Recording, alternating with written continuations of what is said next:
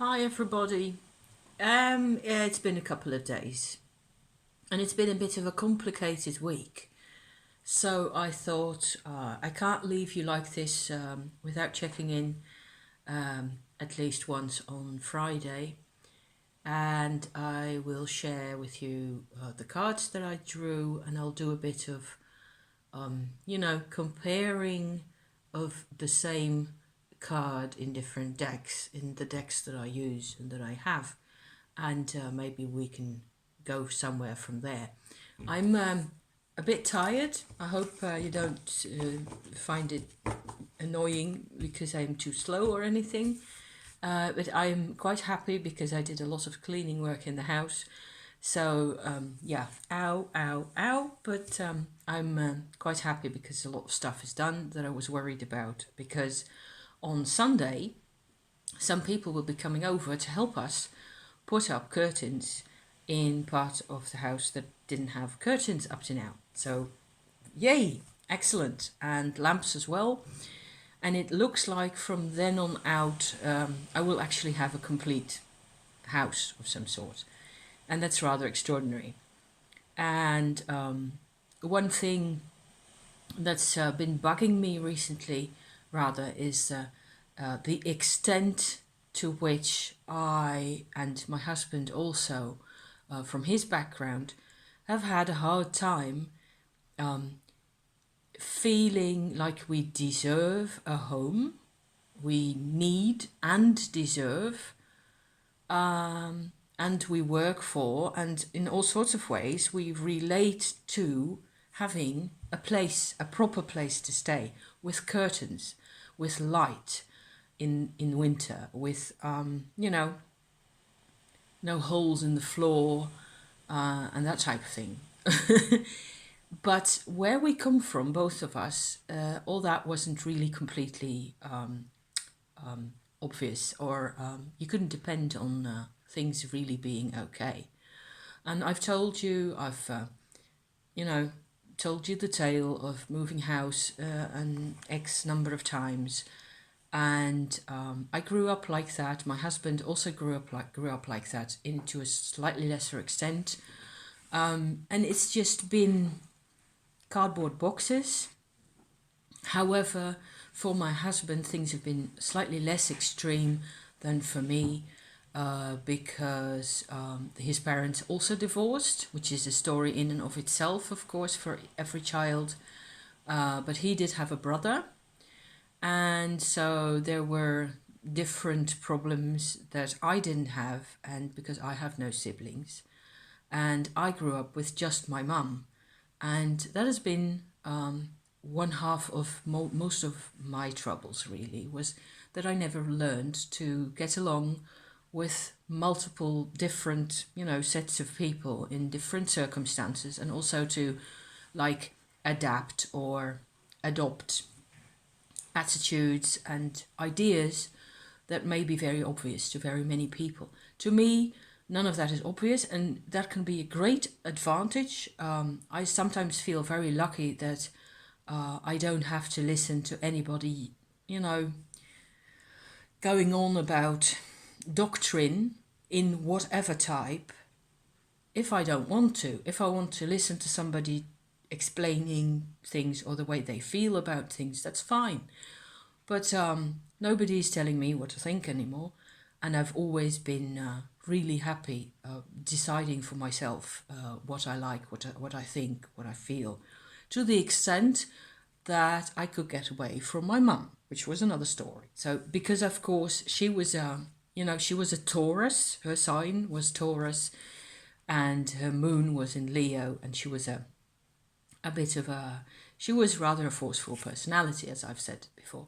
And so maybe she died in 1995, so that is now 23 years ago in November. And as the years go by, you interpret the things that you have been through together and the way things have been. And to the extent that I've managed to express my own pain and feelings of loss and abandonment, I find it only easier and more helpful to consider her pain and her, take on things. And I find I miss her and I love her. And that's a great thing to be able to say after all those years, because there were times where I couldn't feel it. I couldn't feel any of it. And it was, I knew it wasn't right. I knew none of it was right. So that was, of course, everything always takes me back to my parents, to my mum, etc. Growing up with lots of cardboard boxes, growing up with very little money, very, very little attention being paid to clothes, appearance, and, I didn't go to the hairdressers or any of it. So, yeah, middle ground, absolutely. I still have to, remind myself to go to the hairdressers, which I do. And now I have someone who cuts my hair that I trust. So I will go to his place for as many years as possible because, I enjoy going, and I like what he does to my hair and so on. So that's one, it's just one of those elements. When I go outside, I will wear earrings most of the time. Now I haven't put any in because I was houseworking. I was scrubbing windows. So, it'll just have to do for now, you guys. But, I thought I'd just, check in a bit and see, tell you how I'm doing and so on. And there have been a couple of complications this week. So I was going to go into that. Because I needed the housework to get done, but I also needed to I had to meet with my friend, so we went somewhere together to another town, and we had to talk rather extensively, and because we hadn't seen each other for quite a long while, and we had lunch together, and then she gets tired and I get tired and I go on talking, which is I shouldn't do probably, but it's sometimes hard to know what to say or when to say it. And one thing that she was good at helping me with was that I am trying to contact the daughter of the house that I stayed in at my foster family that I stayed in for a year. I'm trying to find her. She lives in the south of France. I have found on Facebook a place where she works, and I've sent them an email in my best French, requesting information or confirmation rather that she's actually living at the address in a village like this big, quite close to where I used to live when I lived in that part of the world. How funny. I mean, she's probably still living there, but the funny thing is that if you Google on the internet, you Google the address, you get like 5 other people living at the same house. And I was just, slightly worried and a bit suspicious, or I don't know. Maybe it's all consecutive people as possible, and she's long gone, and I won't have any way of contacting her. However, to me, this week has become much more important, possibly also thanks to the YouTube work, to contact her, to find her in any way possible, to have a talk with her at least once, or maybe send a letter, which is what I'm hoping to do. I've tried Facebook Messenger and all that, but she has a different phone number or something. She's not getting the messages that I'm sending. So, frustrated, because I want to know what it was like for them to lose this girl that stayed with them for a year in that house, right? And to me it was dramatic and complicated, and I made head nor tail of the whole thing for most of my life. Only recently have I been able to access the emotions that were in that phase for me, in that state of being completely confused and upset in a way that I couldn't deal with myself, because I was 6 years old at the time. And I came in a house where everything was ordered, everything was harmonious, people were getting along fine, the house was clean, it was beautiful, and I was just completely lost because I didn't know a place like that. Where I came from, people were shouting at each other. And the contrast was just so much that it's all been buried. So But now, now that I've gone through some of that, and I've managed to, make a place for those memories and those emotions, fairly recently, really, I want to know what they felt, because my mum just, kidnapped me from school at some point with a friend of hers, and I just, from their viewpoint, I disappeared, right? And I was like, at that point, I was 7 years old, and they had looked after me for quite a while, and they must have been terrible.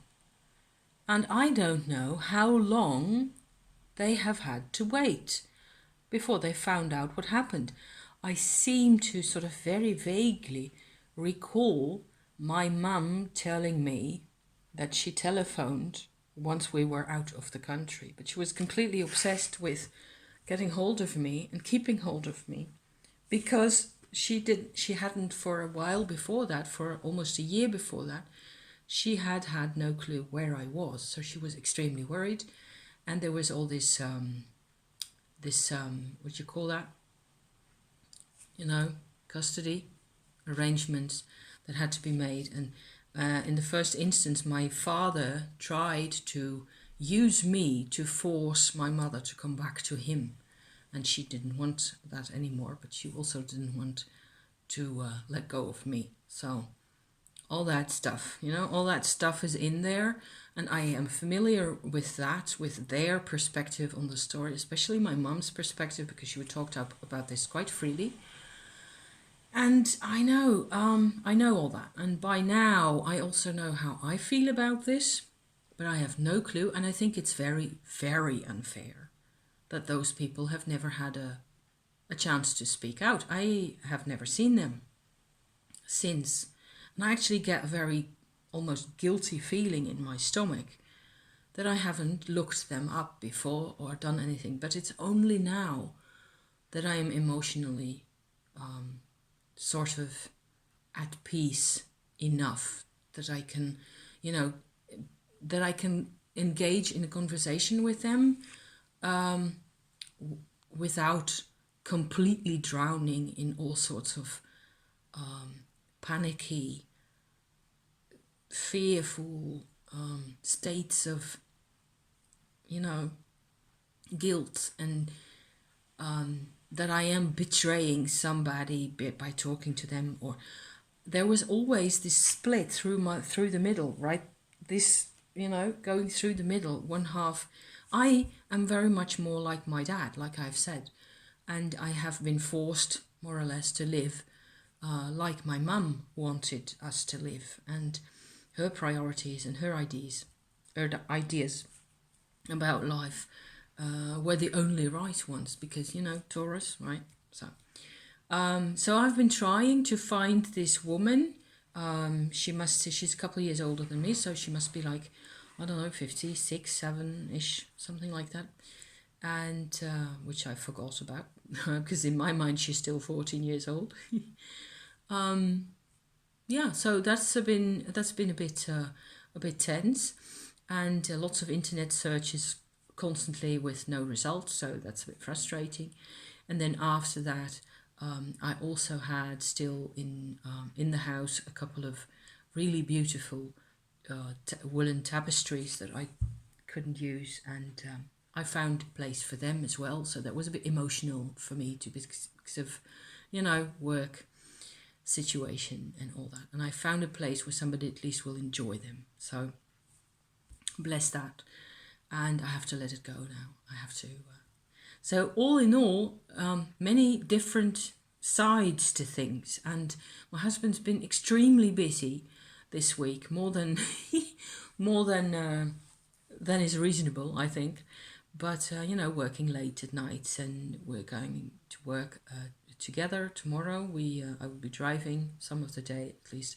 He's going to visit clients, and so we'll be busy all day, and so on and so forth. So it just goes on forever. And concerning I was looking at my decks. I have a couple of decks. I don't have that many And so I'm just linking the whole tale here now towards the tarot, back towards the tarot. The decks that I actually use most are the Mary L, and here is the Knight of Discs in the Mary L. It's a card that says to look inside, that you have really got everything that you need to solve a problem, that it's already there in your life. And so my husband had this card several times in the past week when he drew cards. You know, like, yeah, it kind of fitted for him. I sensed rather a lot of loneliness also from this card, and that was helpful at that time in the reading that we did. He could sort of determine what type of position he was in. So that was a good card to have. And from this, I was suddenly interested again what the Knight of Discs would look like in my other decks, right? So if I look around, I have the Visconti-Sforza in the Mary Packard edition. It's a bit flimsy stuff, but it'll do so far. It works rather well. And that's the traditional type knight, right? Completely traditional. It's a really pretty deck. I love those cards very much. It's the first tarot deck that I bought after my soul retrieval episodes, and it still feels very warm to me, very like it has enabled me to reconnect with many, many things in life, with people, with myself. So it's like there's some form, it's almost like there's a kind of magic in this deck that has, that promotes or furthers connection. And there's a warmth in this deck that I am quite sensitive to. And so there's the Knight right there, and the other deck, the third one that I use all the time, is the Voyager, except I don't use it all the time. I use it like maybe 20% of the time, and then Mary L would be 50% and 30% the Visconti-Sforza. That's more or less it. That is when I am using normal size decks, okay? The Voyager has had, this is another, it's actually the Knight of Discs again, but it's female figure that you can see here in the collage. And it is the earth element right there. And it is the second figure of the court cards, right? So this is it. It's not, there is no male figure here. And it's a bit weird because, of course, we have queens, but the queen becomes the king, and the king becomes like a grandfather or grandmother, like an ancestor type figure in the Voyager tarot. So that's how that goes. So from there on out, I thought I would compare what the court cards look like, because I think that I'm afraid that the collage cards will be really hard to make out on the small screen, but okay, I'll just give it a bit of a go quickly, okay, because otherwise we'll be here all day. That's not the plan. So in the Voyager, I have another very, very busy card that's called the Player, and that's actually the page, the smallest court figure, the child type. So they're in the court cards for the page position. In the Voyage deck, there will always be lots of children in there somewhere. And so there's several different ones in here. And if you look at them, you tend to focus on a slightly different area each time you use them. It's like that's the idea of the deck also, is that it's so full of stuff that your eye will always fall on something that appeals to you at that time, or at that moment that you're doing a draw or whatever, or doing a spread. And then you just, you go with whatever comes out of that, okay? And comparing again to the Marielle, going back to the Marielle, the page is this one, the Page of Pentacles, or discs. And in the Visconti-Sforza, this is what he looks like. So those are two also very different interpretations. Like, you could almost say that both of these and maybe a dozen others will be found in this one somewhere, if you look hard enough. This is like the trusting infant, the infancy stage of consciousness in the earth process, right? Something like that. This is like I would say an adolescent figure, so very much more like a student of the world, of what can be gained, a typical money maker, banker's philosophy, of course, in those days. It all makes sense. And this one has more like, it's got all the options and you just have to find whichever one suits you at the moment, okay? So these are all three the same tarot card, really, the same Page of Pentacles. And I find this very helpful. I always do this. I always, I will draw cards from other decks, from either one of these, and I tend to, especially when I get pip cards in the Visconti-Sforza, I will always look up the Marielle version of it.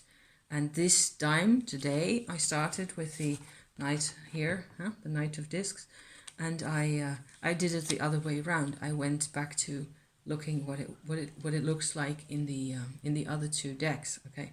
Whereas normally I find the interpretation, the visual compactness, a certain a simplicity maybe in the Marielle very helpful. For example, the other two cards of my 3-card spread, apart from the Knight of Discs, were the 6 of Swords and the 6 of Cups. There you go, like that. And in the Marielle, so those are the cards that I actually drew, those are the cards that correspond with them.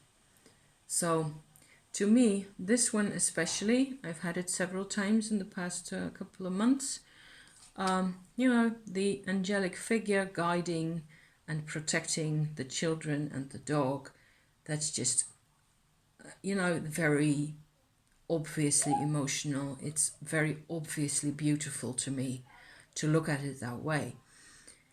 And I would never get that from this. I wouldn't, not in a million years. So I would get the idea now from these two combined, these two, interpretations of the same thing, that the idea of the 6 is actually an idea of coming to a certain level in your development where there's a pause. There's a pause where you have time to think. That's what it would feel like for me. You have time to think about what it was that you wanted to look after.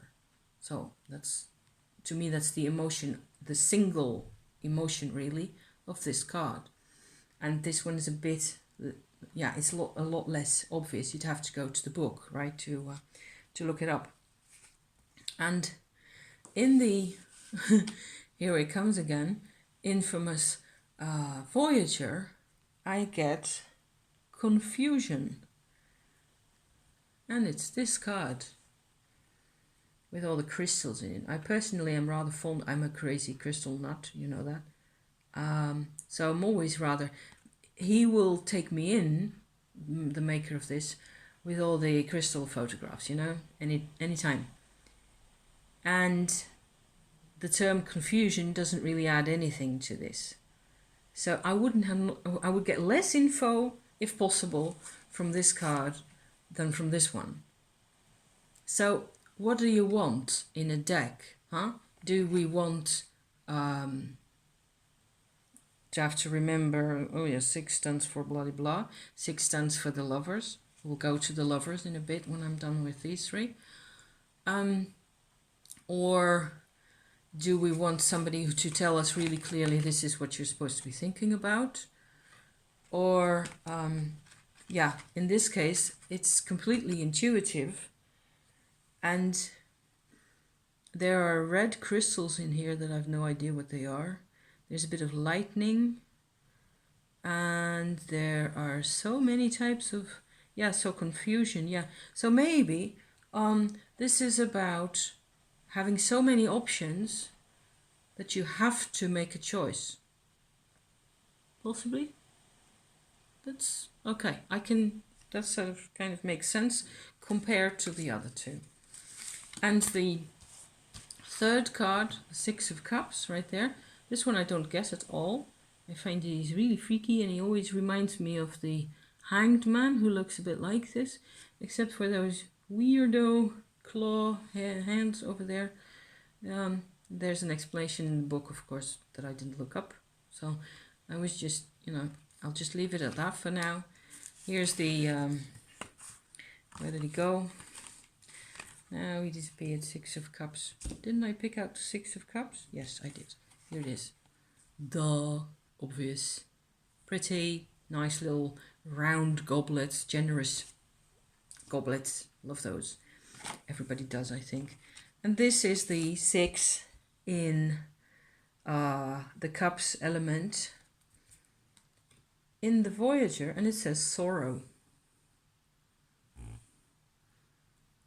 Transformation, saying goodbye to things.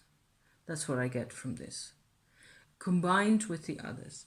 And maybe, and I seem to sort of vaguely recall that from reading it in the book at some point, this one has to do with the transition between different phases of different parts of life, like saying goodbye to certain things, maybe. Yes, saying goodbye. I said goodbye to those tapestries.